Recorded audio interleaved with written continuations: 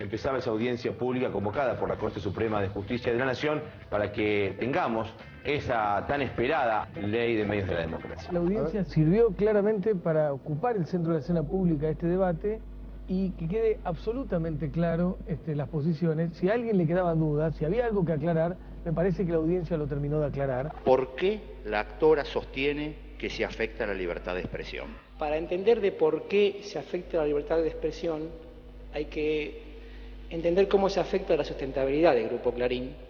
Y que desde eso... Perdón, doctor, después le vamos a preguntar sobre eso, no, está bien, sobre la sustentabilidad.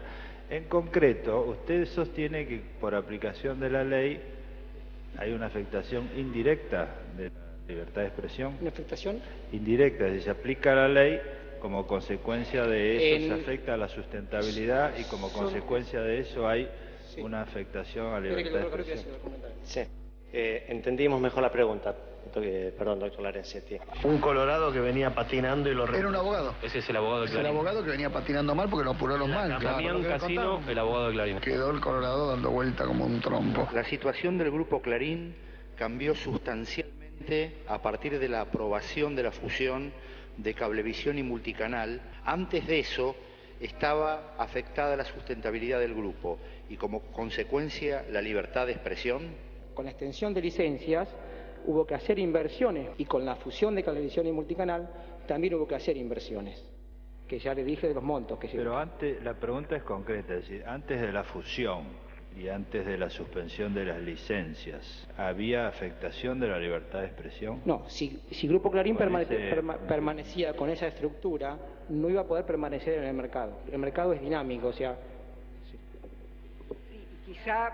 Mejor acierto en la respuesta, doctor. La ley de medios no afecta la libertad de expresión. El que diga que puede afectar la libertad de expresión, para mí está mintiendo. Esta es una cuestión estrictamente económica, es una cuestión patrimonial. Si la libertad de expresión requiere un volumen económico como el del Grupo Clarín, ¿qué ocurre con los demás grupos que no tienen esa entidad?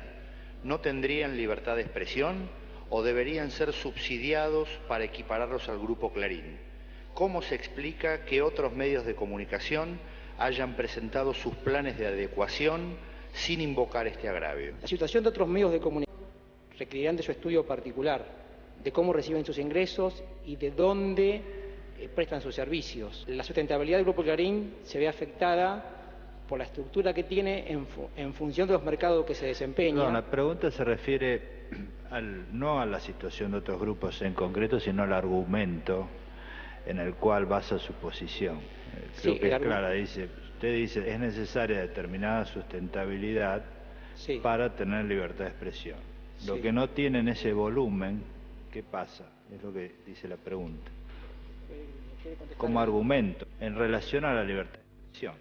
Existen en el caso argentino otros grupos multimediáticos de menor tamaño que muestran rentabilidad, que tienen canales abiertos. Le pedimos que se concrete, porque el argumento en el cual sustenta su posición es necesaria determinado volumen económico para garantizar la sustentabilidad y si no existe eso, hay afectación de la libertad de expresión. Quien no tiene ese volumen económico, no tiene libertad de expresión. Intento reformular el argumento.